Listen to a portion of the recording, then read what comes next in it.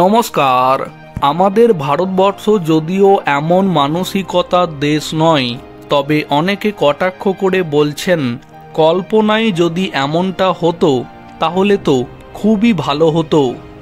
মঙ্গলবার প্রায় 500 যাত্রী নিয়ে পাকিস্তানের কোয়েটা থেকে পেশোয়ার যাচ্ছিল জাফর এক্সপ্রেস মরুভূমির মাঝে পনি স্টেশনের কাছে পাহাড় কেটে তৈরি টানেলের কাছে ট্রেন হাইজ্যাক করে বালুচ লিবারেশন আর্মি। এরই মধ্যে এই ঘটনার জন্য এবার ভারতের দিকে আঙুল তুললেন পাক সরকারের এক পদাধিকারী। প্রধানমন্ত্রী শাহবাজ শরীফের উপদেষ্টা রানা সানাওয়াল্লাহ ভারতের বিরুদ্ধে গুরুতর অভিযোগ এনেছেন। পাকিস্তানের প্রধানমন্ত্রী শাহবাজ শরীফের উপদেষ্টা রানা সানাওয়াল্লাহ বালুচিস্তান ট্রেন হাইজ্যাকের ঘটনায় ভারতের বিরুদ্ধে বড়সড় অভিযোগ আনেন।